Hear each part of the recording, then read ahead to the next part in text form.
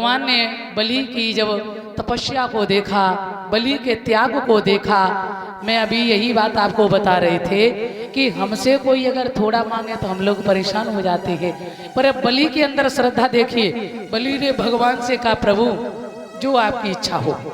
तीनों लोक यानी त्रिलोकी का राज्य ले लिया भगवान ने, फिर भी कोई फर्क नहीं। भगवान ने ये त्याग जब देखा ना तो इतने प्रसन्न हो गए, बोले बलि अब तू कुछ मांग ले। तो राजा बलि उसी समय कहने लगे, प्रभु मैं हमारा ये जो महल है ना, मैं कुछ नहीं चाहते हैं। अरे आपने ये संपत्ति दी थी, कृपा की थी और ये सत्य है, और बोले आपने वापस ले ली तो समझ लो डबल कृपा कर दी। आप मैं ये चाहते हैं हमारे हर महल के दरवाजे में जब मैं बाहर जाऊं आपका दर्शन हो, अंदर आए तो आपका दर्शन हो। उसी समय मेरे बंधु जवाब दिया है। भगवान कहने लगे तो इसका मतलब हमें तेरा चपरासी बनना पड़ेगा। बलि बोला ना ना ना प्रभु। अरे बोले ये तो काम चपरासी का ही है, कब श्रीमान जी बाहर कब अंदर, जी हजूर जी हजूर। तो भगवान ने फिर भी कहा, बोले चिंता ना करो। आज राजा बलि के यहाँ जब भगवान रहे, एक रूप में बलि के यहाँ रहे और एक रूप में माता लक्ष्मी जब छुड़ाने आई भगवान को, तो लक्ष्मी के साथ बैकुंठ गए भगवान। सुतल लोक का राज दिया बलि को। तो कहते हैं सच में ऐसी भक्ति जीव को करनी चाहिए जिसमें परमात्मा स्वयं तुम्हारे दरवाजे पर पहरा दे रहा है, बताइए। और भगवान कहते हैं, सुखदेव जी राजा परीक्षित को समझाते हैं, राजन भगवान कभी जात नहीं देखता है। का जात विदुरस्य, विदुर दासी के पुत्र थे भगवान, उनके घर छिलका खाने चले गए, बताओ हैं। और दुर्योधन के 56 भोग त्याग दिए। तो बात यहाँ भाव की है, प्रेम की है। यदि निर्मल भाव है तो परमात्मा तुम्हारे हृदय में जरूर वास करेगा। श्रोता बंधुओं, आज भगवान लक्ष्मी माता के साथ जाते, सुखदेव जी कहते हैं इधर नारायण के पुत्र ब्रह्मा हुए, ब्रह्मा के मरीचि, मरीचि के कश्यप, कश्यप के व्यवस्वान सूर्य, व्यवस्वान सूर्य के व्यवस्थ मनु। अच्छा, सूर्य वंश में बिना यज्ञ के बेटा नहीं होते, चंद्र वंश में बिना झगड़ा के ब्याह नहीं होते दद्दा। अब कहते हैं महाराज के यहाँ जब बेटा हुआ तो महाराज ने विचार किया कि अकेला बेटा है, सगाई कर दें। तो जब सगाई कर दी व्यवस्थ मनु ने, बेटा अपने साथियों के साथ में जंगल भ्रमण करने गया, घोड़ा पर सवार होकर। एक जगह आती है इलाव्रत खंड, तो वहां भोले बाबा माता जी के साथ विश्राम करते हैं। सज्जनों, इधर एक बार माता पार्वती स्नान कर रही, कुछ संत लोग वहां से निकले। भैया बोली, बाबा आपके यहाँ न कोई दरवाजा है न दीवार है। मैं नहा रही थी, कुछ संत लोग निकल गए। तो बोले अच्छा ये बताओ, स्त्री नहा रही पुरुष निकल जाए शर्म आती है? बोले हाँ। और स्त्री नहा रही स्त्री निकल जाए तो? बोले तो नहीं आती है। अच्छा तो एक काम करो, क्या? मेरे सज्जनों, मैं इस खंड को ऐसा श्राप दे रहे हैं, जो इसके अंदर आएगा वो स्त्री बन जाएगा। प्यारे सज्जनों, आज जैसे ही महाराज सुधुम्न गए, उस खंड में प्रवेश किया, घोड़ा घोड़ी, सखा सखी और खुद स्त्री बन गए। पिताजी को खबर की, पिताजी मैं तो स्त्री बन गया। अब पिताजी ने गुरुजी से कही, गुरु वशिष्ठ ने जान लिया कि ये भोले बाबा का खंड है और ये श्राप लगा हुआ है, अब तो भोले बाबा के सिवा कोई ठीक नहीं कर सकता है। बाबा से प्रार्थना की है मेरे सज्जनों। आज बाबा से जब प्रार्थना की है तो ध्यान रखना, सुखदेव जी सावधान करते हैं, राजन भोलेनाथ ने प्रसन्न होकर के कहा कि बोले मैं ये बिल्कुल ठीक तो नहीं हो सकते हैं, लेकिन हाँ इतना जरूर हो सकता है, ये 1 माह के लिए स्त्री और 1 माह के लिए पुरुष। बड़ी शर्म आई, शर्म के कारण कुछ कह नहीं सके। कहते हैं देह का परित्याग कर दिया। इन्हीं व्यवस्थ मनु के बेटा हुए सरियात, सरियात जिनकी बेटी सुकन्या जो चवर ऋषि को भी आई गई थी, ध्यान रखना। इधर आगे चल के इन्हीं के वंश में एक महाराज युवनाश हुए हैं, सूर्य वंश में। महाराज यवनांश जो हुए इनके भी कोई संतान नहीं थी। कहा बोले संतान के लिए काम करना पड़ेगा। क्या? बोले पुत्र कामेष्ट यज्ञ। महाराज यज्ञ कर रहे हैं, मंत्रों से पढ़ के जल घड़े में भरा जा रहा है। यज्ञ का अंत समय आने वाला है। वो रात्रि में महाराज और महारानी दोनों उस यज्ञ मंडप के नीचे विश्राम कर रहे हैं, सो रहे हैं। रात्रि में महाराज को प्यास लगी, सोचने लगे किसी मंत्री को जगाएंगे, किसी को जगाएंगे तो कष्ट की बात है, किसी को सोते हुए नहीं जगाना चाहिए, ये भी एक अपराध है।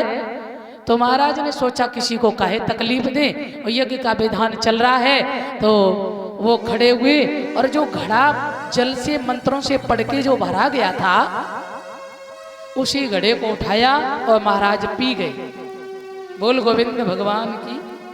पी गए और जैसे ही वो जल पिया, आहा, सुबह होते ही संत ब्राह्मणों ने यज्ञ आरंभ किया।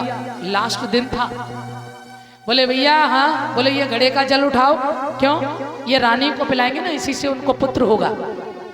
अब राजा ने देखा, राजा ने कही महाराज वो जल तो हम ही पी गए, रात में प्यास लगी तो मैं, अरे ये घड़ा तो बिल्कुल जल, बोले जल तो मैं पी गया।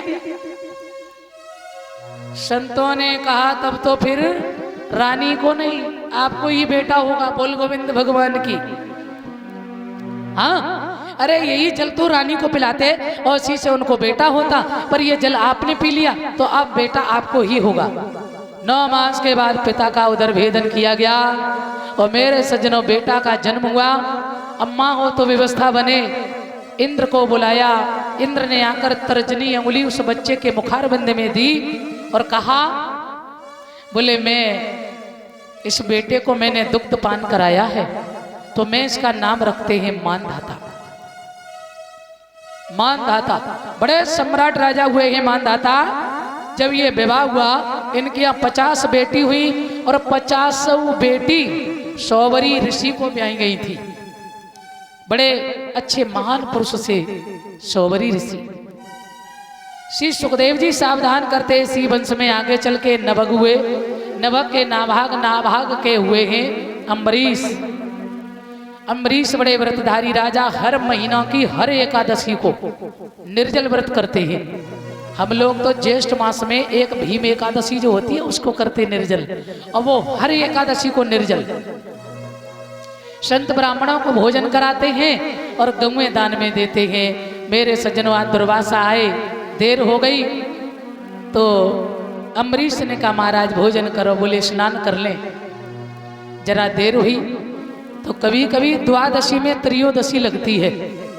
संत ब्राह्मणों ने कहा अम्बरीश, हाँ अब तुम्हारा व्रत पूर्ण हो चुका है और ये द्वादशी में त्रयोदशी लगने वाली है, तो आप एक काम करिए, क्या ये भगवान के चरणों का चरणों तक जो रखा है इसे आप ग्रहण कर लो, अपना व्रत खोल लो और जब दुर्वासा आ जाए तब भोजन कर लेना, क्योंकि अतिथि सत्कार पहले आवश्यक है। संत को पहले भोजन, उसके बाद खुद करना। तो अम्बरीश ने इतना ही किया, चरणों तक से व्रत खोल लिया। दुर्वासा बड़े क्रोधी संत हैं, अम्बरीश पर नाराज हो गए।